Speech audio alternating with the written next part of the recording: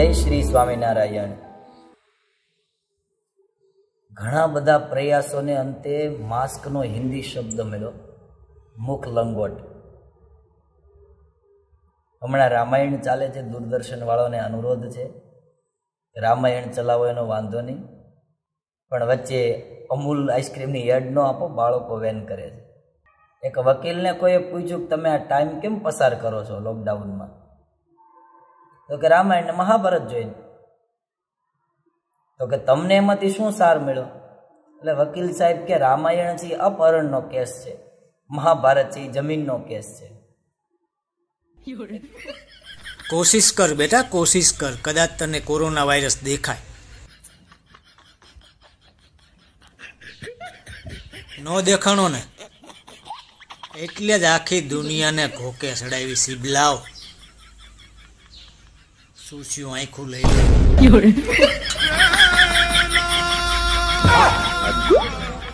એક જણાને એની પત્ની કહેતી હશે કે આ ભલે હેર કટિંગ સલૂન બધા બંધ છે, પણ તમે ઘરે દાઢી તો કરી નાખો। તો કે કેમ?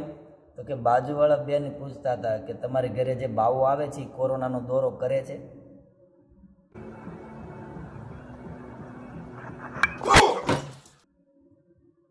માટે ઘરમાં રહો, સુરક્ષિત રહો અને ઘેર બેઠા તીરથ કરો।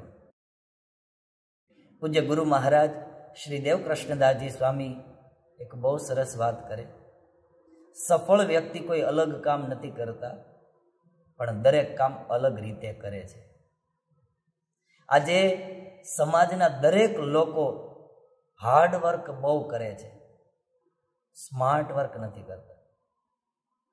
અને જેણે જેણે આ ઇતિહાસની અંદર સંશોધનો કર્યા છે, કંઈક નવું કર્યું છે, એણે દુનિયા કરતાં કંઈક અલગ વિચાર્યું છે અને નવું વિચાર્યું છે। માટે થિંક ડિફરન્ટ, ડુ ડિફરન્સ।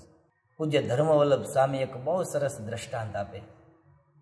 એક રાજા હતા, એ રાજાને કોઈ કુંવર નહીં, એટલે રાજાએ ફરમાન બહાર પાડ્યું કે જેને રાજા બનવું હોય એને છૂટી, પણ શરત એટલી 5 વર્ષ રાજ ભોગવવાનું। 5 વર્ષ પછી નદીને સામે કાંઠે જંગલ, અને જંગલમાં એ રાજાને નાખી આવવાનો, જંગલી પશુ હોય એને ખાઈ જાય। છતાં લોકો રાજા બનવા માટે આવતા 5-5 વર્ષ સુધી રાજ ભોગવે અને પછી જંગલમાં નાખી આવે, જંગલી પશુઓ ખાઈ જાય। આ નિત્ય ક્રમ થઈ ગયેલો।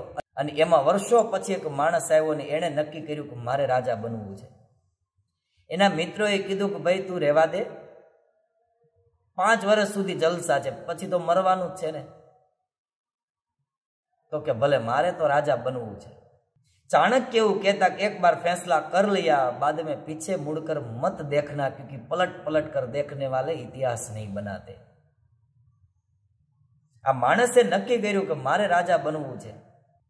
રાજા બન્યો, 5 વર્ષ સુધી રાજ વૈભવ ભોગ વિલાસ બધું ભોગવું।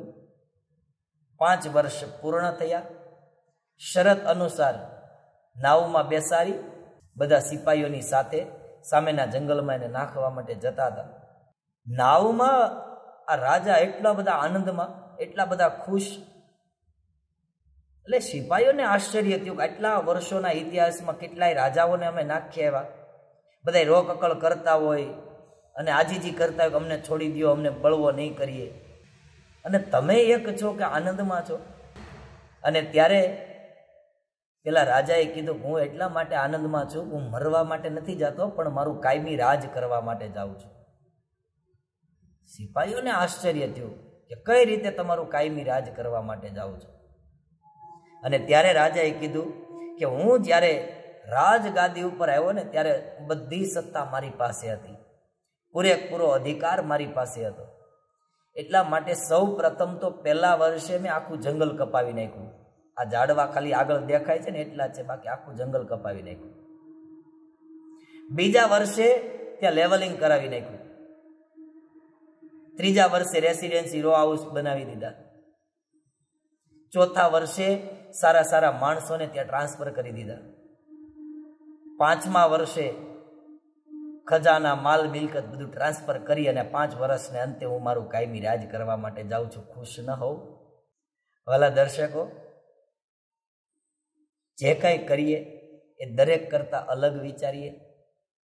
જેમ પેલા રાજાને 5 વર્ષ મળ્યા હતા ને એણે પોતાનું કાયમી રાજ ઊભું કરી દીધું, બસ એ જ રીતે આપણને પણ આ 5, 25, 50 વર્ષની આ જિંદગી મળી છે. छोटी सी जिंदगानी यानी नानी सी कहानी. जिंदगी जब तक रहेगी फुर्सत न होगी काम से, कुछ समय ऐसा निकालो प्यार हो जाए घनश्याम से. કોઈએ ભગવાનને પ્રાર્થના કરી કે ભગવાન 21 દિવસ તમે મને અંદર પૂરી દીધો, 21 દિવસ તો મારા કપાઈ ગયા, મને નવા 21 દિવસ આપો. અને ત્યારે ભગવાને બહુ સરસ જવાબ આપ્યો કે ભલા માણસ, આ 21 દિવસ જ તું જીવો છો, બાકી તો ભટકો જ છો.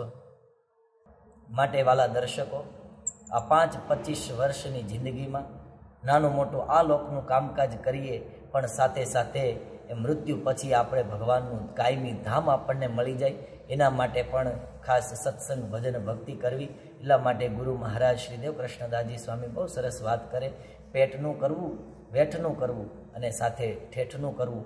વાલા દર્શકો, જે કાંઈ કરીએ એ બીજાથી અલગ વિચારીએ અને કરીએ. હાર્ડવર્ક નહીં પણ સ્માર્ટ વર્ક કરીએ. અસ્તુ. જય શ્રી સ્વામિનારાયણ.